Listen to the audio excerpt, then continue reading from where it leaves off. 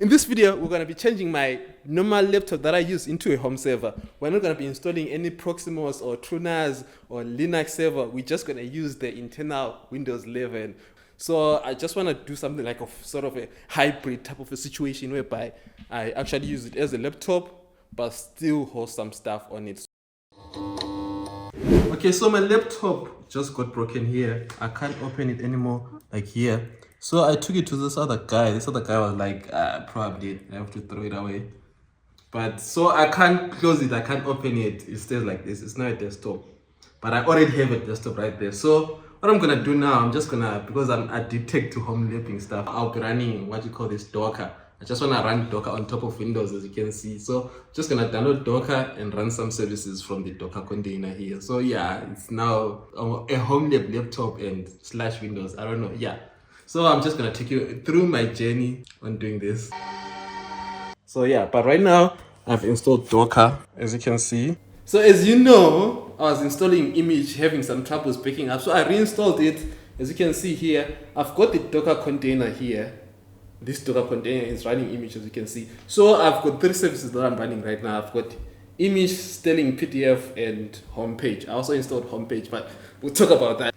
Alright, so for Immich, I've got this folder right here, the library. I've actually backed up the library on OneDrive. I know it's diabolic because why would I get my pictures off Google then back them up also on OneDrive? It doesn't make any sense, but yeah, that's the solution that I have for now. So this is actually syncing HomeLink backup, so it's actually syncing into my OneDrive backup. So that's how I actually managed to backup Immich. But anyway, guys, Immich is looking so good. It looks exactly like Google Drive. As you can see here, this is Immich. Look at that. This is Google Photos, right? Then this is Immich, because I'm still backing up my photos on Google Photos because I'm not fully trusting the system yet, but hopefully I can move over after some time. Yeah, so this is Immich, self-hosted, and it's got everything. It shows where the pictures were taken, the map. It also has what you call this, it shows the people's images like you would do on Google, like search with an image, like all those things, blah blah blah blah blah. It's very good. I like it. I love it.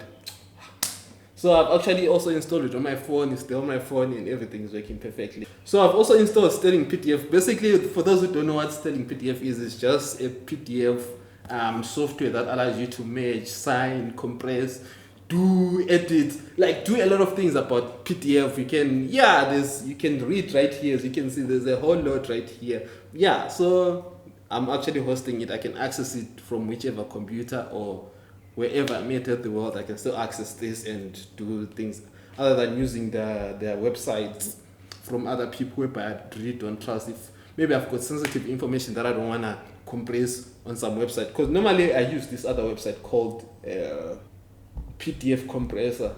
I use this to normally compress my PDFs, but I don't know if these people are gonna keep my PDFs or do something with it. I have no idea what they are doing with my PDF. So, but now it's better because I know they are going directly to this machine right here, as you can see.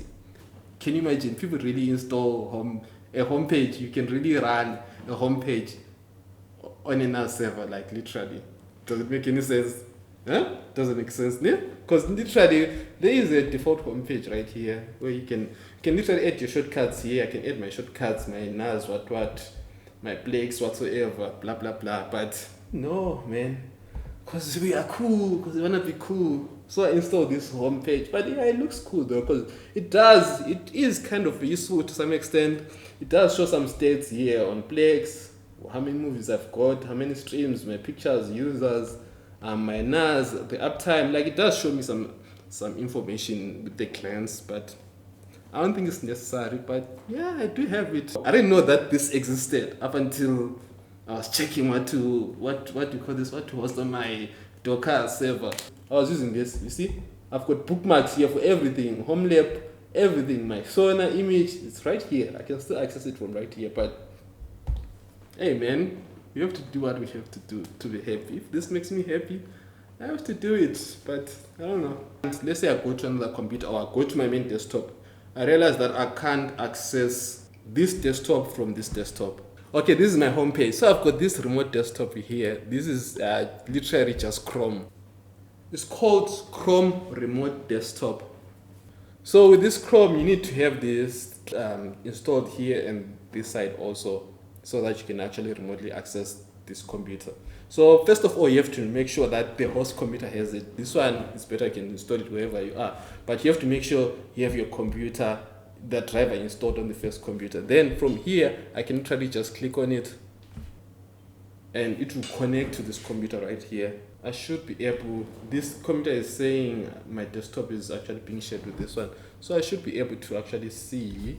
As you can see here, now I can remotely access my computer here. If I've got a Docker remotely that I want to install or change some things, I have to log in like this. So I can literally, as you can see here, if I click here to show you, you see I'm seeing this Docker here, I'm seeing it here, and like literally I'm just remotely accessing this. I know there are other several ways, but I felt like this was the most easiest, because my aim of the video was to just try and make it as easy as possible for me or anyone else who would want to go through this journey to see that it's actually easy to get started with home lapping just using a laptop, nothing else. So with this remote thing, I can literally access it through this computer right here, or through my phone, or through literally any device that supports Chrome. I can literally access it remotely and install whatever and whatnot.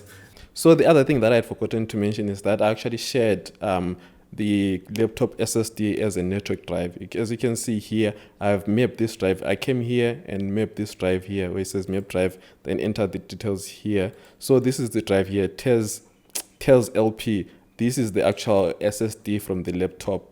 So if I click on it, I can actually browse the files that are inside the laptop, and I can copy, I can do whatever with the files that are inside here, or edit them, or do whatever I can. So it's actually acting as a storage server also as well. But as for it becoming a true server, I feel like there are some limitations. I feel like I can't, I can't have redundancy on this. Like if this crashes, if I don't back it up on one drive or some drive, I will lose the information that's here. So it's running an SSD, 500 terabyte SSD, and it's alone. If that SSD dies, every information right here is gone. So for this time, it's more like an experimental state, but I'll be trying to see if there is a way to actually back up this information that's here on my NAS directly, so that in case something happens, a tragic happens to this laptop, I still have that information if I want to run it permanently. But for now, as you can see guys, I feel like you can literally run your home lab server on your normal Windows 10, Windows 11 computer without any problems per se. Okay, I've got a question. What other cool services can I host? I've been researching and I found that I can host this application called Nextcloud, but I feel like Nextcloud is more business focused. I want something that could be fun, that I can host at home and enjoy using it without feeling like I'm at work. Like I can't be hosting Word. I'll do that for my business maybe, but tell me if there's another cool application that I can host, because literally I'm just running 3 applications here. Well, I also installed one more application that I installed. I also installed another Plex server here, just because this laptop is more powerful than my other Plex servers. So I literally downloaded an exe file, installed it. That's simple. On Windows, it's easy to host Plex server than anywhere else. Just install like a normal application, But tell me something more fun that I can literally host here, because I ran out of ideas, literally. I've been wanting to run Docker for the longest time, but when I got it, I was like, what else can I host? Been searching, but I can't figure out anything that I can literally be like, oh, I'm happy with this. But if you've got any ideas, please let me know. No, cancel that. If you want to know how I actually installed Plex on this laptop, watch this video right here. It's a step-by-step guide. You will nail it if you watch it. So yeah, you can follow along and boom,